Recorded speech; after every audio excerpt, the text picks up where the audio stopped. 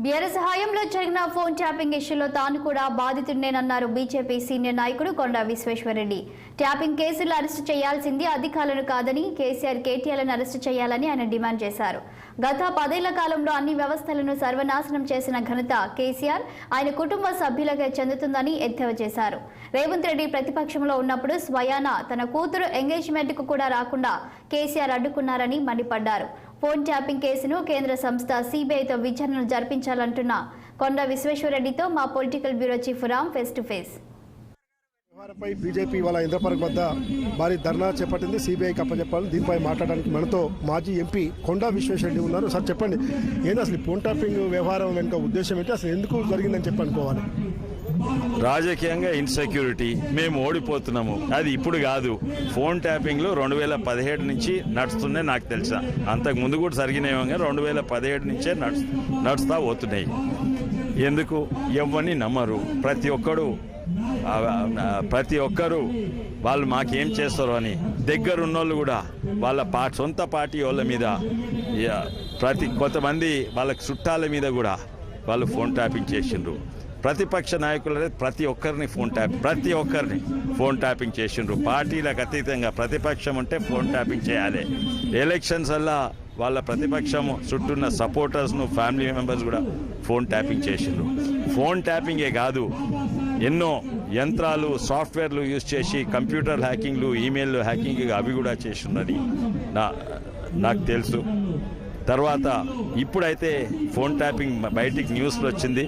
ఎందుకంటే వాళ్ళ సొంత చుట్టాలు 6 మందిని కేసీఆర్ కుటుంబ పాలన ఉంది, ఆ కుటుంబం చుట్టాలకు వాళ్ళు రిటైర్ అయిన వాళ్ళని తీసుకొచ్చి కొంతమంది ఇంటెలిజెన్స్ పెట్టిండ్రు, ఒకరిని డీసీపీ టాస్క్ ఫోర్స్లో పెట్టిండ్రు. వాళ్ళిద్దరు కలిసి, ఈ 6 కలిసి ఓ టాస్క్ ఫోర్స్కి వీళ్ళు కలిసి ఎంతోమందిని హింసించిండ్రు, బ్లాక్మెయిల్ చేసిండ్రు, ఎక్స్టార్ట్ చేసిండ్రు. రాజకీయంగా కాక ఆర్థికంగా కూడా వాళ్ళ దగ్గర పైసలు వసూలు చేసిండ్రు. అంటే ఇది ఫోన్ ట్యాపింగ్ ఎన్నో నేరాలు ఉంటాయి టెలిగ్రాఫ్ యాక్ట్ ప్రకారంగా, కానీ ఇది ఒక ఆర్గనైజ్డ్ క్రైమ్ కూడా. ఎందుకంటే ఆర్గనైజ్డ్ క్రైమ్ అంటే వీళ్ళు 6 కలిసి టార్గెట్ చేసి బిజినెస్ మెన్లను, వాళ్ళను రియల్ ఎస్టేట్ వాళ్ళని టార్గెట్ చేసి పైసలు వసూలు చేసి, ఆ పైసలు ఎక్కడున్నాయో ఇది రాజకీయంగా ప్లస్ ఆర్గనైజ్ క్రైమ్గా ఇవి రిజిస్టర్ చేయాలి. టీఆర్ఎస్ పార్టీ కానీ కేసీఆర్ కానీ అసలు ఫోన్ ట్యాపింగ్ వ్యవహారంలో మా పాత్ర లేదు. ఫోన్ ట్యాపింగ్ అనేది కొత్త ఏం కాదు, గత ఎప్పటి నుంచో జరుగుతుంది, జరిగి తీరుతుంది. అసలు డీసీపీ కానీ పోలీసులు కానీ నాకే సంబంధం అని చెప్పి కేసీఆర్ స్వయాన మీడియా సమావేశంలో చెప్పారు. ఆయన ఏమని చెప్పుకొని సుబూత్ లేంది, పైసలేంది, వాళ్ళ సొంత చుట్టాలే పట్టుబడితే రెడ్ హ్యాండెడ్ 17 హార్డ్ డిస్క్ అయితే డిస్ట్రాయ్ చేసింది కదా, అదైతే ఫిజికల్ సుబూత్ ఉంది కదా. సాఫ్ట్వేర్ కూడా హార్డ్ డిస్క్లు అది ధ్వంసం చేసి మూసి నదిలేసింది. కానీ ఇవాళ రేపు టెక్నాలజీ తోటి అందులో ఇప్పటి వరకు 3, 4 నేను అనుకుంటా రికార్డింగ్స్ కూడా బయటకు వచ్చినట్టున్నాయి.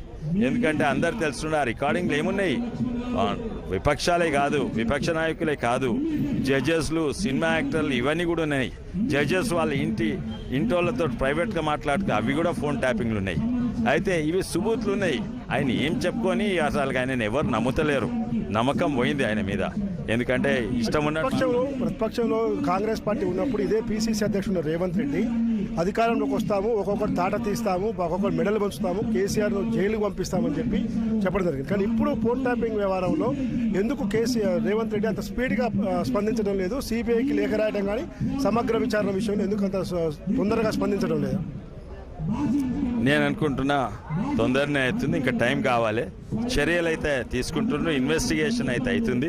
ఎందుకంటే సొంత రేవంత్ రెడ్డి గారి ఇంటి మీదనే దాడి చేసిండ్రు, మీకు తెలుసు. కొడంగల్ల ఇంటి చుట్టూ చేసి మధ్యరాత్రి పోయిండ్రు, వాళ్ళందరినీ ఫోన్ ట్యాపింగ్ చేసిండ్రు. ఇప్పుడున్న సీఎం గారి మీద కూడా ఫోన్ ట్యాపింగ్ ద్వారా, టెక్నాలజీ ద్వారా పోలీసు వాళ్ళు దాడి చేసిండ్రు. దాని తర్వాత కూడా ఎన్నో చేసిండ్రు. దాని తర్వాత సొంత బై ఎలక్షన్స్ అప్పుడు ఎన్నో చేసిండ్రు.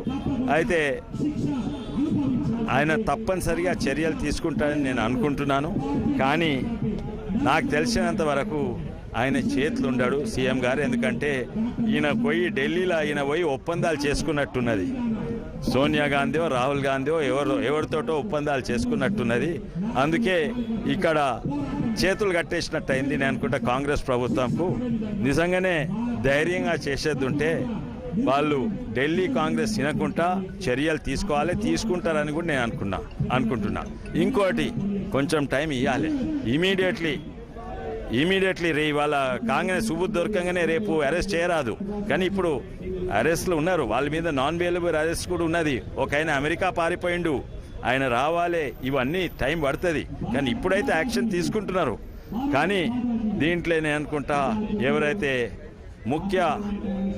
మూల కారణం ఎవరు దీనికి పోలీస్ ఆఫీసర్లా కాదు. పోలీస్ ఆఫీసర్లను యంత్రంగా లేకుంటే అస్త్రంగా వాడుకున్న తండ్రి కొడుకులు వాళ్ళు నెంబర్ 1 అక్యూజ్ ఎప్పుడైతారు.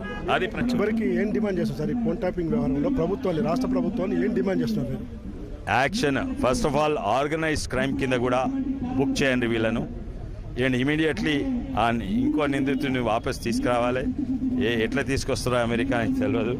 అండ్ దీని మీద ఇప్పుడు కేసు ఇప్పుడు ఎవరు మూల కారణం వాళ్ళిద్దరు కదా, తండ్రి కొడుకుల, వాళ్ళని కూడా ఇందులో ఇన్వాల్వ్ చేయాలి. ఇన్ఫ్యాక్ట్ వాళ్ళు A1 A2 పోలీస్ ఆఫీసర్ వాళ్ళ కింద పనిచేసేటోళ్ళు. అది కూడా డిమాండ్ చేస్తాము. టైం ఇస్తాము. టైం ఇవ్వకుంటే కేంద్ర ప్రభుత్వం కూడా మీరు రాయండి, CBI కూడా వచ్చి ఎంక్వైరీ చేస్తుంది. సో మొత్తం మీద ఈ కేసులో ప్రధాన సూత్రధారులు కేసీఆర్, కేటీఆర్ కాబట్టి వాళ్ళని A1 A2గా చేర్చాలి.